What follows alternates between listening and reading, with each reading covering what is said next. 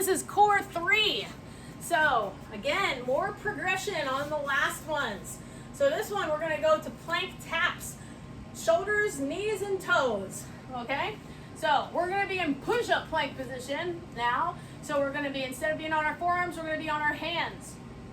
And from this one, we're gonna be tapping shoulder, shoulder, hip, hip, toe, toe. Just do the best you can, and you're just rotating through for that time, 30 seconds to a minute. So we're in our push-up plank position. We have our back is nice and flat, our tail is tucked, our core is strong, and then it's just tap shoulder, tap shoulder, tap hip, bring your toe in, and then begin again. So shoulder, shoulder, hip, hip, toes, toes, shoulder, shoulder, hip, hip.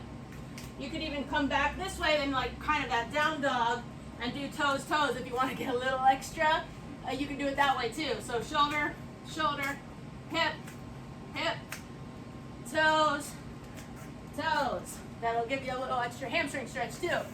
So then we're going to go to hip thrusts, which you do need a bench for. So for this one,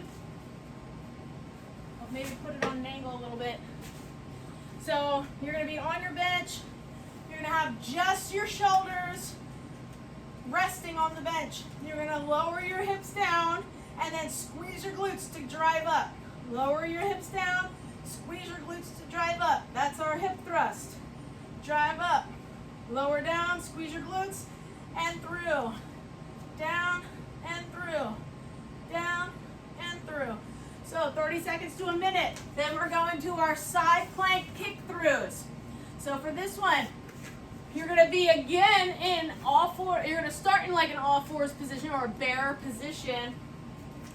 So we're going to have wrists underneath our shoulders, knees underneath our hips. We're going to float them up, float the knees up, and then from here you're going to rotate to the left, kick the right leg through, bring it back underneath, and come back into the beginning position. Rotate to the right, kick the left foot through, and then come through. So you're in the bear, sweep through, and come down.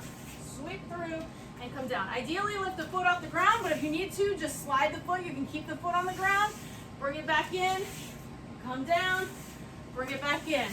We take that hand off of the ground. We lift our hips up and rotate through. Lift our hips up and rotate through. Okay, so that's our side plank kick throughs. Again, getting those nice obliques working. Then we need our ball. For a ball hyperextension with toes out. So kind of like we did the other time with on a bench, now we're going to be on a ball. So we're going to roll a little bit forward so our hands are gently pressing on the ground. Head stays in line with the spine, toes are out. We lift up, 1, 2, and lower down. Lift up, 1, 2, and lower down. So we're on this ball, doing our hyperextensions. Lift, 1, 2, and down. Our toes are pointing out. Our hands are just gently on the ground for balance. We're not really doing anything with our arms there. And then the last one is band dead bugs. So taking your band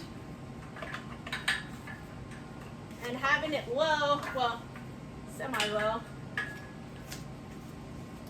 So you're gonna have that behind you. We've done dead bugs before, but this time you're gonna have your band. So we're gonna be using those lats. We're gonna be pulling the arms forward, and you want them to be, so there should be a good amount of tension here. It's like it's really trying to pull you back, and you have to use your core to pull it down. Now we're doing our dead bug legs. So we're keeping the arms the whole time, and now we're just doing the dead bug legs, alternating, extending the leg out, no arches in the low back, and this lat pull down really helps to keep that low back down on the ground too, which is a double win there. So 30 seconds to a minute, go back through all of those 2 to 3 times and have a blast.